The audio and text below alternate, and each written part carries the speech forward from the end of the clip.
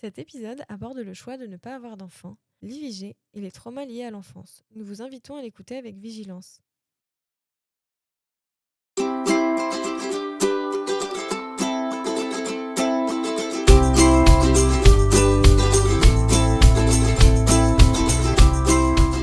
Bonjour Sam et bienvenue dans le podcast de Naissance insulaire. Bonjour Justine. Est-ce que tu peux te présenter s'il te plaît ?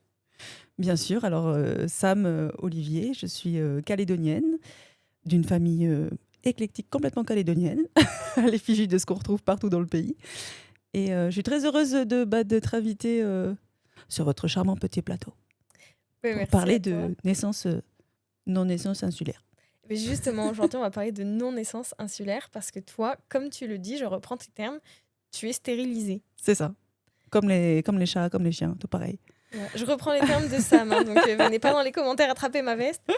Donc oui, aujourd'hui, on va parler de toi déjà, de ton parcours, jusqu'au moment où tu t'es fait ligaturer les trompes, même retirer les trompes comme tu m'expliquais C'est quand ça. on préparait En fait, le terme c'est ligature des trompes, mais c'est pas ce qui se passe au bloc, parce que si tu ligatures les trompes, en tout cas c'est ce que mon vétérinaire maintenant, ce que mon gynéco il m'a il m'a expliqué, c'est qu'en fait si tu coupes ou que tu ligatures, en fait ça va faire des petits que les trompes vont s'atrophier vu qu'elles sont plus en un seul morceau, et ça crée des risques de cancer. Donc en fait il te les retire complètement, donc c'est complètement irréversible comme opération.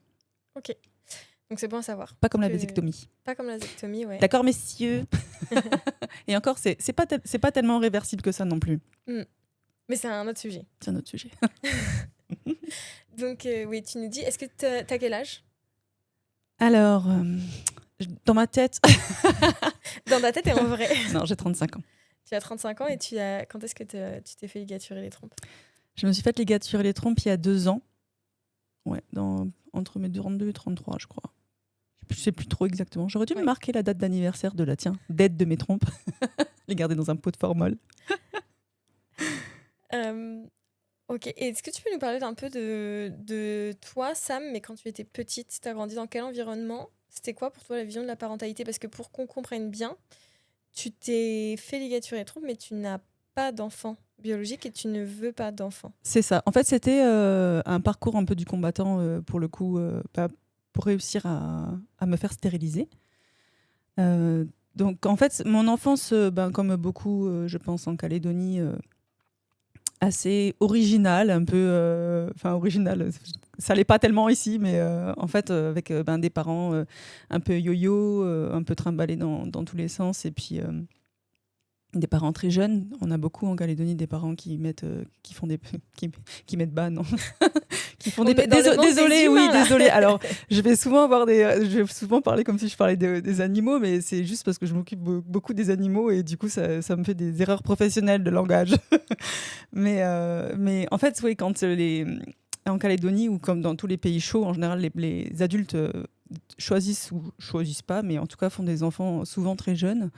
Et quand tu deviens parent jeune, tu deviens parent avec, mine de rien, une maturité qui est on va dire, légère. Donc moi, mon enfance, elle a été assez particulière. J'ai pas eu de papa quand je suis née. Ma maman, elle a dû m'assumer comme elle a pu en solo, et m'a filé...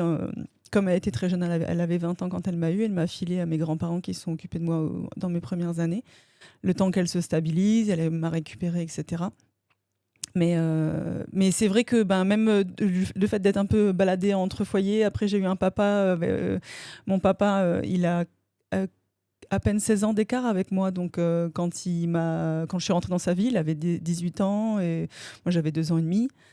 Donc c'est vrai que ça fait super jeune pour un papa, et que tu es un peu impulsif, t'es pas irréfléchi, mais tu découvres en fait t'es encore un enfant, quoi. À 18 ans on est encore des gosses, et mine de rien on se rend pas compte, mais avoir des enfants quand t'es encore enfant, un peu comme un grand frère va faire des erreurs avec une petite sœur, un peu le martyriser, c'est un peu ce qu'on fait aussi quand on est des parents très jeunes, quoi. Et moi j'ai grandi un peu en me disant je sais pas trop dans quel monde je vais. J'ai des parents que je sais qu'ils m'aiment et qui font leur maximum, mais leur maximum, bah, il reste bancal parce qu'il manque d'expérience et de maturité et tout ça. Donc, et tout ça, ça m'a créé, mine de rien, mon petit package de trauma, de casserole qu'on a tous, hein, on traîne tous notre petit lot, plus ou moins gros, mais tout aussi important, et qui nous permet aussi d'évoluer, de devenir des personnes plus établies aussi quand on guérit tout ça. Mais en tout cas, moi, c'est quelque chose que je m'étais dit, je suis devenue parent en même temps que mes parents. J'ai vraiment eu cette sensation-là. J'ai eu l'impression d'apprendre la parentalité avec eux. J'ai eu mon petit frère quand moi j'avais 3 ans et demi. Et là, je me suis découvert en fait le rôle de parent toute petite, quoi. Et je me suis dit, je vais essayer d'en prendre soin, je vais essayer de pas faire des erreurs, de faire le. Je m'en suis pas mal occupée parce que les parents étant très jeunes et puis après finalement ils se sont séparés et on était assez laissés tous les deux à se gérer tout seul assez vite. Et comme je me suis pas mal occupée de mon petit frère et tout ça, et que je m'étais dit, ouais, je vois mine de rien ce que ça peut causer d'avoir des parents qui. J'ai lu un bouquin qui était exceptionnel là-dessus, c'est ma psy qui me l'a conseillé. C'est comment se construire avec des parents émotionnellement immatures. Et il est exceptionnel ce bouquin. Je ne considère pas. Alors j'ai rajouté le émotionnel parce que en fait dans le titre il y est pas, mais pour moi il est important parce que c'est pas que le parent il est débile ou pas du tout. C'est juste qu'en fait quand t'es jeune, t'es émotionnellement immature, tu subis tes émotions plus que tu construis des choses avec. En fait on n'est pas encore dans cette phase dans ton émotionnel. Tu vis quelque chose, tu vis une émotion, bam tu l'imposes aux autres, tu exploses, tu réagis parce qu'on est jeune. Mais quand on vieillit, en fait, on se rend compte, ok, mon émotion elle est là, hop, elle met ça en lumière, hop, comment je peux construire avec. Et tout le process est complètement différent. Et que de se construire avec des parents qui sont émotionnellement immatures, c'est ce que moi j'ai grandi comme ça. Oui, et d'ailleurs, moi je précise quand même qu'en fait, on peut être très jeune et être mature émotionnellement, et on peut être très vieux et être toujours immature émotionnellement. Et ça, je pense que toi, dans ton cas, voilà, la jeunesse de tes parents a été quelque chose de difficile à vivre. Mais je veux aussi que s'il y a des mamans jeunes qui nous écoutent, ça ne veut pas dire que forcément vous allez mal faire parce que vous êtes jeune aussi. On fait jamais mal, mais ça vient pas tout seul. On ne devient pas mature parce que on se croit, parce qu'on a eu un passif un peu compliqué, qu'on va se dire, moi je suis mature, j'ai vécu ça, j'ai survécu. Non, en fait, tu deviens mature quand tu guéris tes traumas. Là, tu deviens mature. Sans ça, t'as pas fait le process de guérir tes traumas. Quand on parle, tu pleures. Quand on te pique sur un sujet, tu réagis. Et t'es victime de ton émotionnel. Tu exploses, tu vois. Là, c'est de l'immaturité émotionnelle, en fait. Et ce truc-là, tu le vis avec tes gosses, parce qu'en fait, tes enfants, ils viennent te pousser à bout dans tes limites. Ils ont besoin de toi. Ils vont te montrer ton miroir aussi, parce que t'es les miroirs de tes enfants et inversement, tu vois. Mais eux, ils te voient exploser, parce qu'ils te montrent aussi ce que tu es. Et tu te vois exploser. Donc, tu t'effondres en tant que parent parce que tu te dis, ouais, mais en fait, je suis quel parent, qu'est-ce que je suis comme parent? Non, le travail de parentalité, il est extrêmement difficile. En tant qu'enfant, déjà, quand toi, t'es enfant, tu vois ton parent s'effondrer, tu vois que ton parent, il essaye de bien faire, mais finalement, il s'en veut, il se sent coupable. Toi, en tant qu'enfant, tu te sens coupable parce que tu te dis, mais moi, je veux pas que mon parent, il se sente comme ça, je me sens responsable aussi de mon parent. Parce qu'il faut pas croire, mais vos enfants se sentent peut-être même plus responsables que vous vous sentez responsable d'eux. Et ce truc-là, en fait, ça fait que vos traumas, si vous ne les avez pas réglés, si vous n'avez pas guéri, vous les transmettez quoi qu'il en coûte. C'est obligatoire. Et c'est pour ça que moi, j'avais tout mon package de trauma et j'avais vraiment, vraiment, vraiment envie de pas les transmettre. J'avais vraiment envie de les guérir. Et j'ai choisi de me stériliser. En partie parce que je voulais aussi couper un peu ce truc-là. Mes parents, ils ont eu leur passif qui était compliqué aussi. Leurs parents également. Et en fait, ils se sont transmis pas mal de douleurs, pas mal de choses qui ont été réglées à quelques niveaux. Ils ont essayé de faire mieux. Mais essayer de faire mieux, parfois, c'est pas suffisant. Et moi, je voulais couper le truc là. Pour expliquer un peu, pour en revenir un peu à mon enfance vite fait. Pardon. Quand j'étais ado, donc en pleine période de rébellion, on parlait d'âge pour être mature ou immature. Par exemple, moi, quand j'étais ado, avec ce que j'avais vécu, j'avais l'impression d'être mature. Mais on ne se rend pas compte, mais mine de rien, la biologie, elle a un rôle là-dedans aussi. Donc tu ne peux pas être mature émotionnellement, déjà sans travail, mais aussi au niveau biologique, il faut que ton corps il arrive à un certain stade. Ça marche en équilibre, tout ça. tu vois. Donc il y a des choses que tu vas vivre, tu vas aller dans des sujets, dans des phases de toi-même plus profondes parfois, mais en fait tu peux pas aller plus vite que la musique non plus. Tu vois, et il y a des gens, comme tu le disais tout à l'heure, il y a des gens qui sont vieux, qui sont complètement immatures aussi, parce qu'ils n'ont jamais choisi de guérir ou Ils ont jamais jamais choisi de travaillé sur eux. travailler. Et c'est vrai que parfois, tu choisis d'aller travailler plus vite, plus tôt, et du coup, tu arrives à des résultats plus tôt. Ça, c'est vrai. Mais par exemple, je sais que ado, moi, je me pensais mature, et qu'en fait, je sais qu'aujourd'hui, je ne l'étais pas du tout.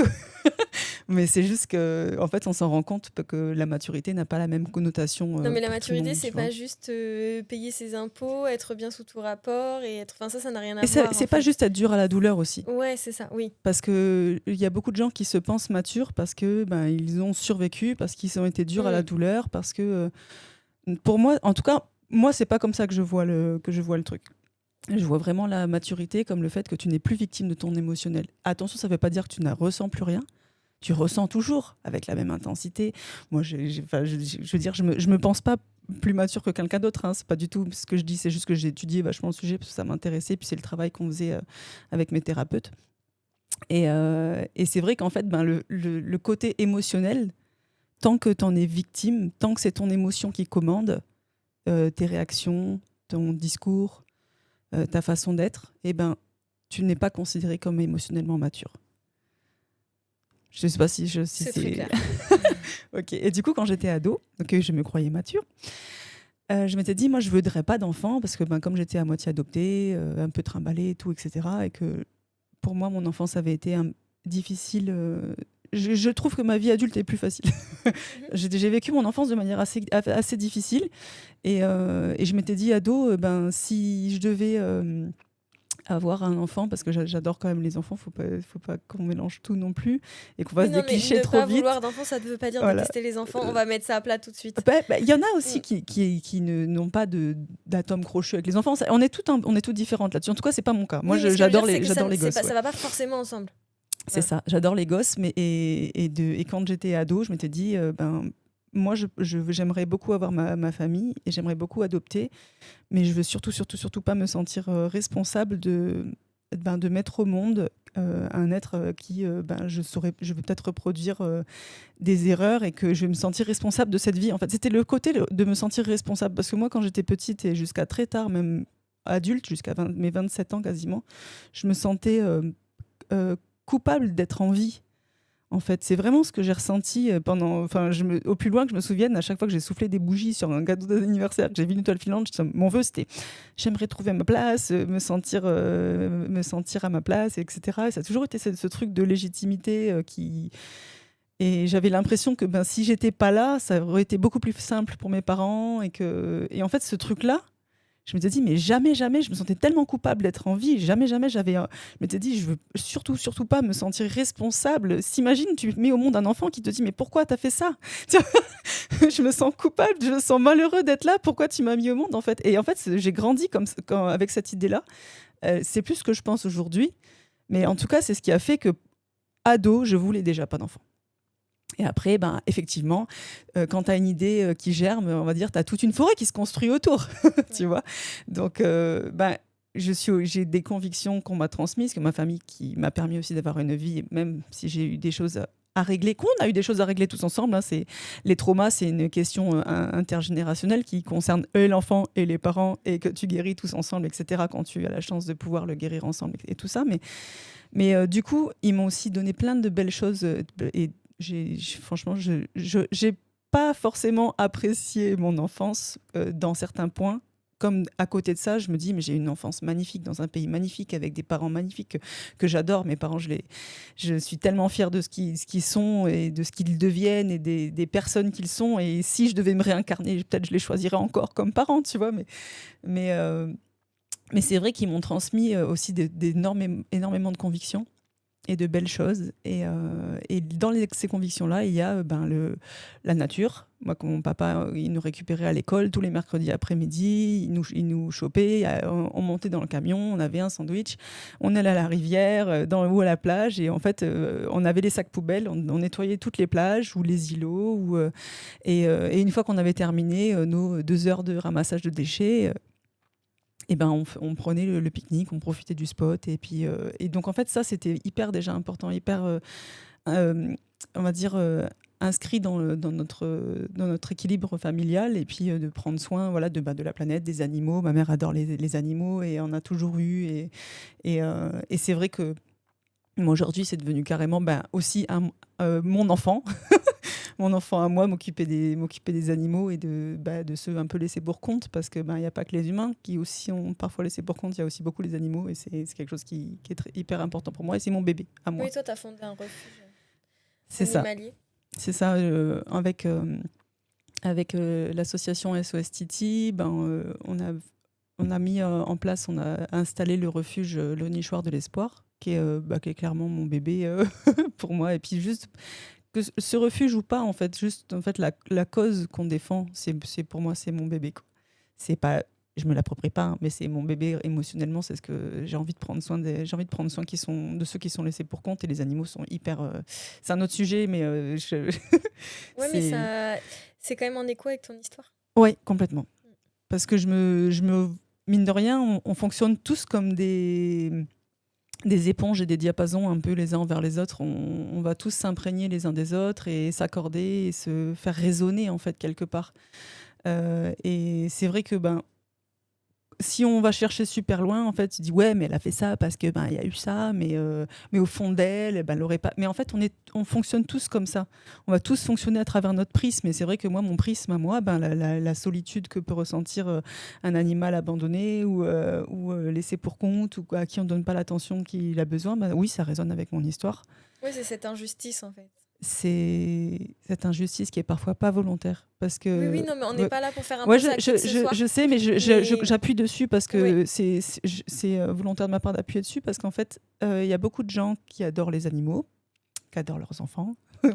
Pour moi, je me prenais pas mal quand je dis, quand je compare les animaux aux enfants parce que pour moi, ils sont tout aussi, dans mon cœur, l'humain à la même place que les animaux. Donc, c'est juste que comme moi, c'est mon bébé, les animaux, je vais parler beaucoup d'animaux, mais par exemple, quand quelqu'un se dit ouais mais moi j'aime profondément mon enfant, je suis un bon parent, ou j'aime profondément mon animal, je suis un bon propriétaire ou un bon maître, je sais pas, peu importe les termes que vous employez, mais c'est pas parce que vous avez l'amour et le cœur et la passion que vous faites forcément les choses de manière correcte pour leur développement, pour eux.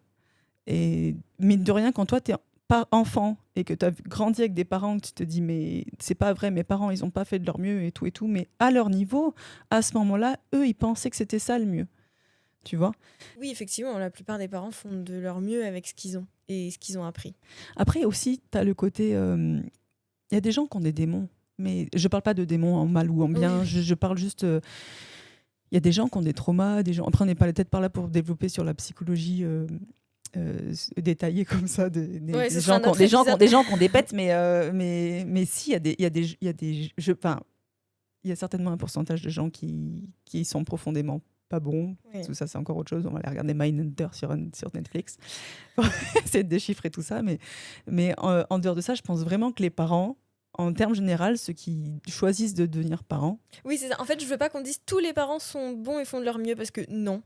Mais la majorité des parents, ceux effectivement. qui choisissent d'être parents et qui veulent des enfants, en général, je pense qu'ils font quand même leur maximum. Et parfois, ils sont des mauvais parents. Ça fait pas top parce que t'aimes ton gosse que t'es un bon parent. Tu Oui. vois. C'était surtout ça que je voulais appuyer. Mm. Et c'est pas. Moi, j'ai eu des parents aujourd'hui, que je trouve extraordinaires, qui n'étaient pas forcément des bons parents quand j'étais petite. Même si, en fait, je sais qu'ils ont fait de leur mieux. Voilà. Oui.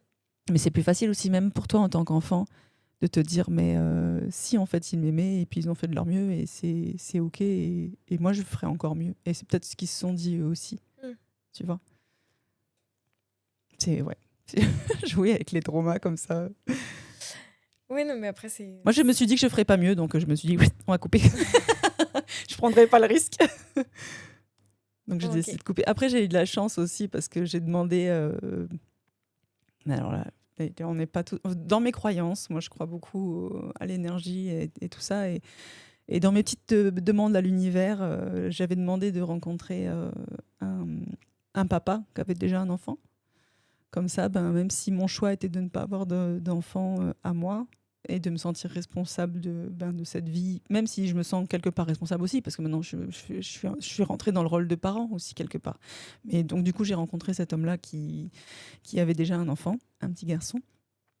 Et donc du coup, je suis super heureuse parce que j'ai la chance de pouvoir vivre la parentalité tout en restant fidèle à mes convictions. Et c'est ce qui m'a permis aussi d'aller au bout de mon choix de me stériliser. Parce que peut-être que s'il n'y avait pas eu ça, et que, j'aurais peut-être j'aurais peut-être été au bout d'avoir un enfant parce que j'aurais eu envie d'avoir cette expérience-là. Et là, j'ai la chance de vivre l'expérience de parentalité sans avoir besoin de mettre au monde une petite vie, quoi. Mm. Mais c'est vrai qu'il n'y a pas de terme pour la belle parentalité quand t'es beau-père et belle-mère.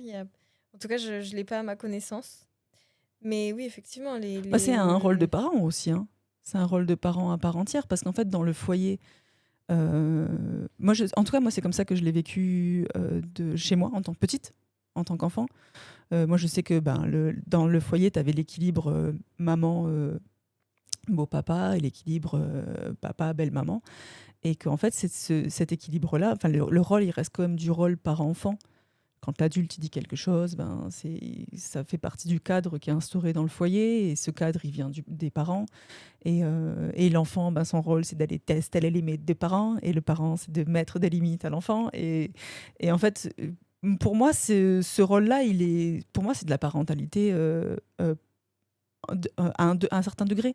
Oui. Peut-être pas à 100%, parce que je ne peux pas ressentir ce qu'une maman ressent pour son enfant, parce que je n'ai moi-même pas enfanté. Je sais qu'on me l'a déjà souvent dit, et je ne prétends pas ressentir la même chose qu'une maman. Mais pour autant, je ressens quand même une certaine façon ce rôle-là. Oui, t'es impliquée dans l'éducation et dans le bien-être de ton beau-fils. Et dans mon cœur aussi. Oui, bien sûr que tu t'impliques émotionnellement avec un enfant que tu vois grandir dans ton foyer. Dans mon cœur. Et puis, et puis moi, je le considère comme mon enfant, même si je sais que si j'étais une maman, je dirais non, mais tu peux pas savoir ce que c'est que d'être maman. Et puis il y a un truc, ça il faut absolument qu'on arrête aussi les gens. Je vais vraiment me mettre un point d'honneur là-dessus. Arrêtez parce qu'il y en a beaucoup, mine de rien, qui le disent, et je m'en suis rendu compte en allant au bout de vouloir me stériliser, que beaucoup te disent, mais tant que t'as pas fait d'enfant, t'es pas une vraie femme. Et ça, c'est juste, mais en fait, je trouve que c'est injuste parce que c'est pas le fait de pouvoir utiliser ton appareil reproducteur qui définit que tu es une vraie femme ou pas une vraie femme, tu vois. Sans parler de choix. De choix sexuels ou quoi, c'est pas du tout c'est pas le sujet que je veux aborder, mais en fait il y en a beaucoup qui pensent que tant que t'as pas enfanté en tant que femme, t'es pas une femme établie, quoi.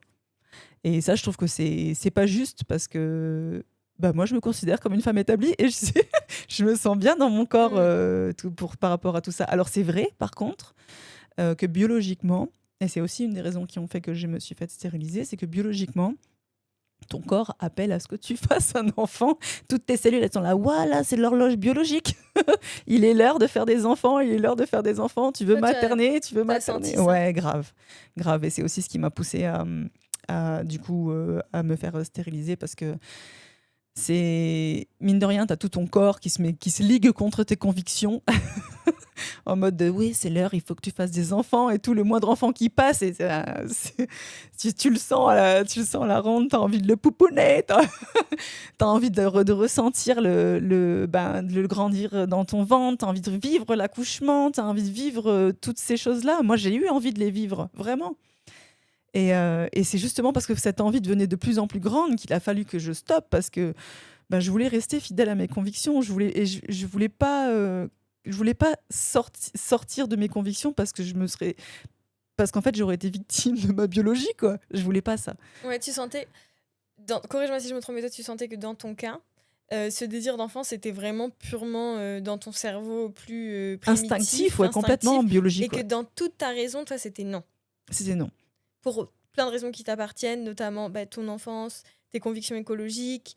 Et oui, parce que mine de rien, un enfant, il faut savoir que quand vous mettez au monde un enfant, tout le monde se dit ouais, mais en fait, l'impact sur la planète, etc., c'est pas ouf. Mais je pense que les gens se rendent pas compte dans le monde dans lequel on vit. Alors effectivement, un Africain dans un village, il consomme pas pareil Pardon pour l'exemple, parce que je pense à eux qui ont un vrai souci ils n'ont pas la facilité de pouvoir avoir des moyens de contraception et tout ça. Donc il y a beaucoup de naissances qui ne sont pas forcément désirées. Mais l'impact de quelqu'un qui vit dans un village et qui ne va pas consommer Consommer de la autant même manière que les Occident, quoi. Ouais. que les Occidentaux qui, même comme nous, je veux On dire, n'a pas la même empreinte carbone, ouais. non. Un enfant, en fait, on va dire occidental, c'est un impact économique. Il faudrait planter. J'avais fait une chronique là-dessus à Buzz Radio. Je crois il faudrait planter un arbre par jour de vie, Par en enfant. fait, par jour de vie de l'enfant.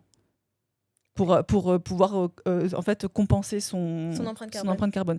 C'est l'équivalent en fait de 11 allers-retours avions avec les plus gros Boeing là Paris-New York sur ces 10 premières années de vie. Ah ouais. Ouais, mine de rien. Mais en plus, on est tous hyper nombreux et en fait, c'est un truc moi aussi qui m'a pesé dans mon raisonnement. C'est pour ça que j'en avais fait des chroniques aussi. C'est que on a tous envie, faut pas se leurrer, on a tous envie d'avoir un mini-nous, avoir ce petit truc, ce petit bout d'amour. Pas tous. En tout cas, beaucoup. Beaucoup, ouais. Et c'était mon cas aussi. Alors, mine de rien, l'horloge biologique, elle est là en mode « t'as envie ».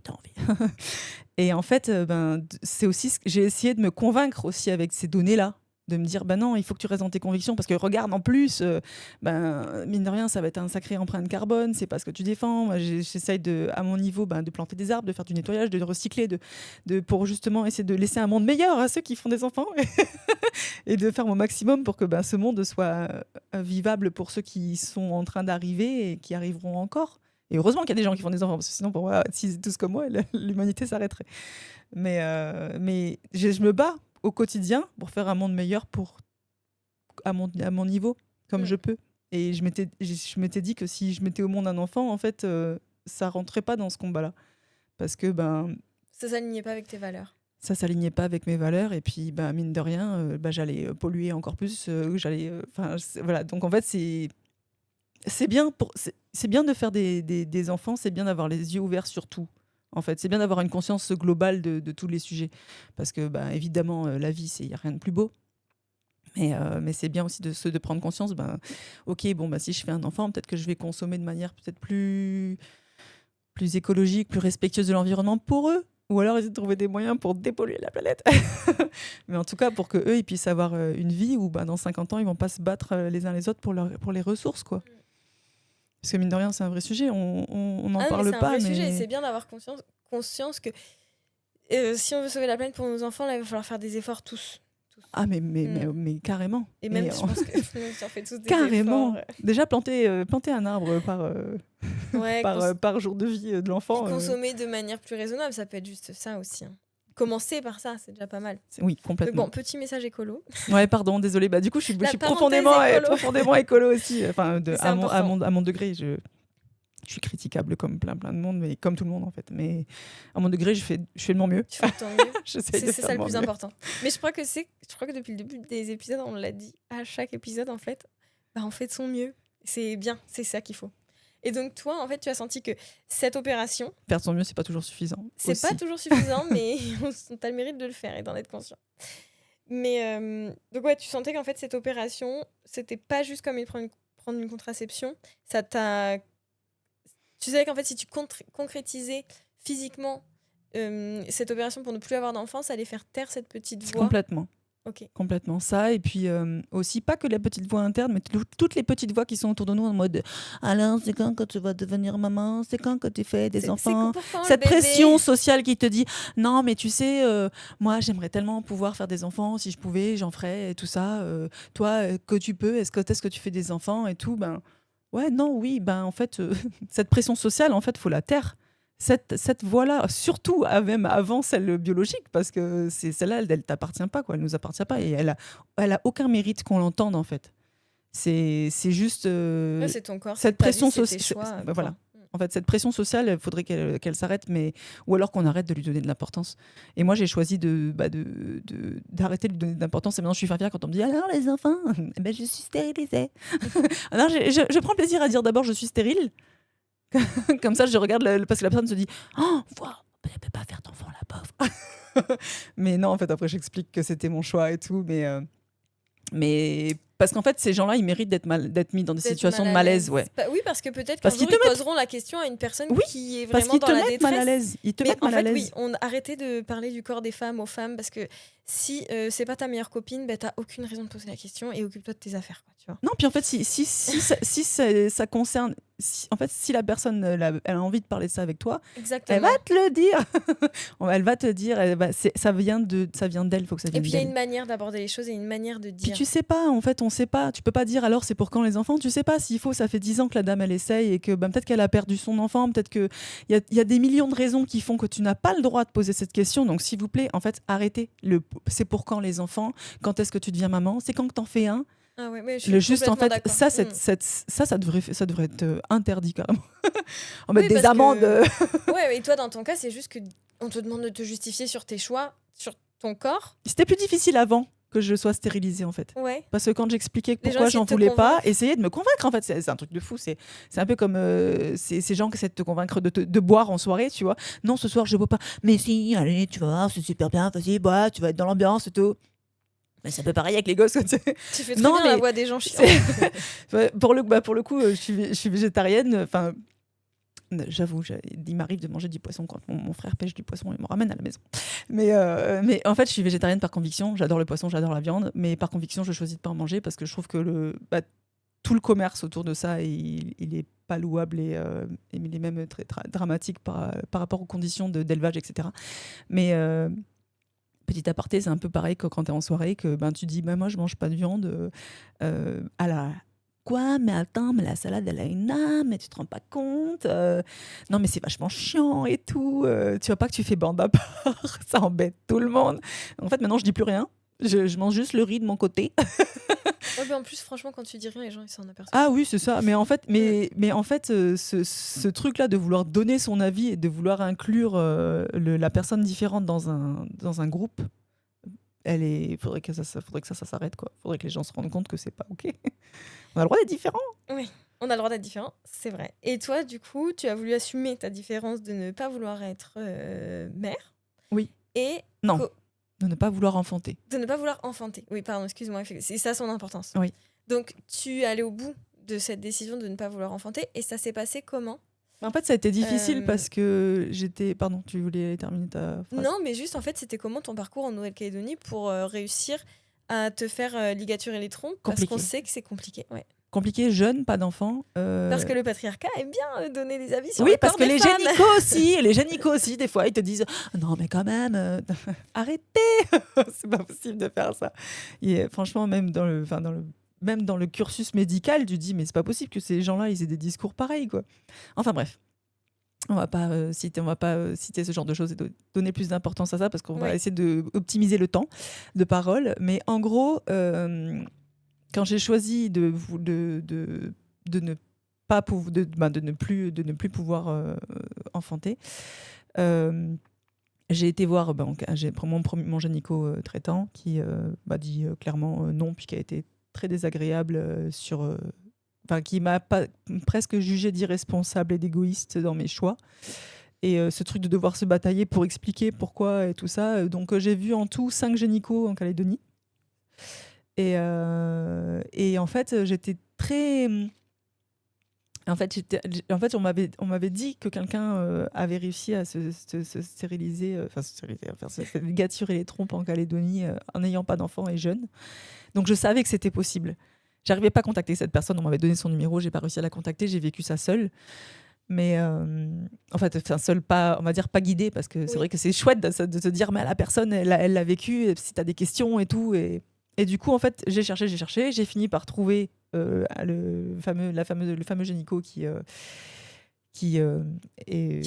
accepté. Voilà. Je ne sais pas si on a le droit de citer. On préfère pas citer. Mais par contre, si des femmes... Contactez-moi. Voilà, on mettra tes réseaux sociaux et si des femmes ont des questions, elles viendront te les demander directement. Et nous, on ne cite pas de nom sur le podcast. Et du coup, en fait, ce gynéco, qui est aussi un jeune gynéco, qui a été adorable, qui ne m'a pas posé de questions, on va dire, désobligeantes. Et qui a été juste respectueux et à l'écoute. Et qui a respecté le protocole qui existe déjà. C'est-à-dire, en fait, tu signes une décharge, c'est 4 mois de réflexion, et si au bout des 4 mois, tu es toujours d'accord, tu re-signes le document, comme quoi, allez, c'est parti, on peut entamer la procédure. C'est un peu comme quand tu veux avorter, ben, malheureusement, tu as 10 jours de... Je dis malheureusement parce que pour l'avoir vécu, ces 10 jours sont très durs. Tu as 10 jours de réflexion. Donc tu viens voir le gynéco, tu dis, voilà, je voudrais avorter pour des raisons qui sont toujours douloureuses, je pense. Et je pense que après, j'imagine que je fais une généralité, mais j'imagine que c'est toujours douloureux d'avorter pour une femme. Et, euh, et que ben Je sais le... pas, ça c'est un débat Ouais, aussi. c'est un débat. C'est difficile de ne pas faire des généralités, et Ouais. c'est pour ça que nous, on veut accueillir tous les discours, parce qu'en fait, tout le monde ne se reconnaîtra pas dans les témoignages, mais il faut bien en même temps écouter tous les discours. Alors, je sais pas si c'est toujours douloureux, moi, je ne sais pas, mais en tout cas, oui, dans Mais en ton tout cas, cas, ça l'était. moi le peu de, enfin, les copines qui l'ont vécu ou quoi, on a toujours un peu eu ce discours en mode, ben, c'est pas facile, c'est quand même un choix qui est quand même difficile de mettre un terme à une vie. Alors, enfin, en tout cas, dans ma vision. Après, pour moi, c'était difficile. Tu me dis, je dis, je viens, il faut que j'avorte. Et que le gynéco, il te dit, il essaie de te convaincre de pas le faire. Déjà, ça aussi, ça devrait pas être autorisé. Et en plus de ça, tu as 10 jours de réflexion qui pour moi sont très très durs parce que toute ta biologie elle est en mode non, c'est ton plus beau trésor. Qu'est-ce que tu fais, meurtrière?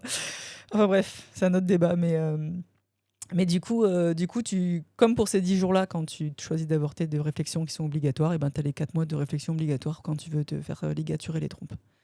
Donc j'ai signé ce document, je suis revenue 4 mois après, je suis passée sur la table.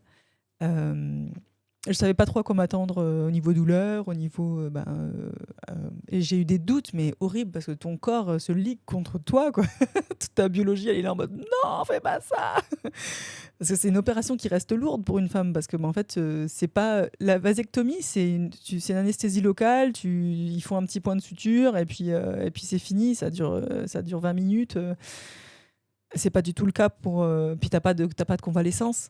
C'est pas du tout le cas pour la femme qui, quand elle se fait ligaturer, se fait quand même couper toutes les, toutes les couches de peau, gonfler le ventre pour pouvoir passer les outils et tout, pour pouvoir faire l'opération. C'est par célioscopie. En fait, je n'ai pas la signification du terme que tu viens d'employer.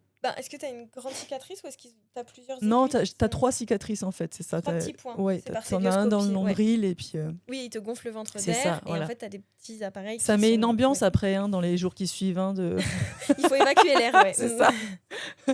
mais du coup, j'ai vécu ça toute seule. Enfin, toute seule avec mon conjoint, mais je veux dire, seule, pas guidée. J'ai pas eu la chance de connaître quelqu'un. T'appuyer et poser tes questions. Et c'est pour ça que quand moi, je me suis fait ligaturer les trompes, j'ai fait un post. Pour expliquer que je m'étais fait ligaturer les trompes, que c'était mon choix, que je n'avais pas d'enfant et que je ne désirais pas d'enfant, même si j'adore les enfants, j'adore la vie en termes généraux. Tu ne voulais pas enfanter. Je ne voulais pas enfanter, prendre cette responsabilité-là en fait, que je trouve très louable, ceux qui font des enfants, qui arrivent à avoir le courage de prendre cette responsabilité, je trouve ça aussi extrêmement louable. Je suis admirative de ceux qui arrivent à prendre ce courage d'en faire.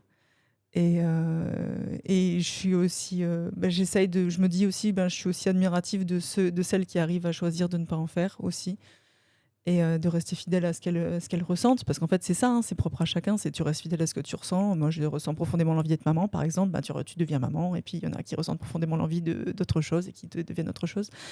Mais en tout cas c'est vrai que ça m'a manqué ce repère là, donc j'ai fait le post et j'ai assumé pas mal de critiques négatives suite à mon post, et des belles critiques aussi. Des critiques négatives de personnes qui essayaient de faire des enfants et qui trouvaient ça inacceptable qu'on choisisse de ne pas en faire. Et des personnes qui m'envoyaient... En vrai, depuis ce post, j'ai une 30aine de femmes qui m'ont contactée pour me demander pour avoir le contact du gynéco qui pratiquait ça. Même des femmes qui avaient déjà 3-4 enfants et qui ont refusé encore la ligature des trompes. Enfin, je trouve ça... Je comprends pas. Mais Oui, parce que là, depuis le début, on n'a toujours pas parlé de contraception. Mais la contraception, c'est vrai que c'est pas anodin non plus sur des années. Et puis ça fonctionne pas pour tout le monde. Et puis ça ne fonctionne pas. Il y a des bébés qui naissent avec le stérilet dans la main, ou d'autres qui naissent sous pilule aussi. Enfin, je veux dire, ça fonctionne pas pour tout le monde. Et justement, cette nana-là qui arrivait pas à avoir de moyens contraceptifs efficaces, On lui refusait de la ligature des trompes. Elle m'a contactée en mode aide-moi, j'adore mes enfants, mais là, il faut que ça s'arrête parce que j'en ai assez. Quoi.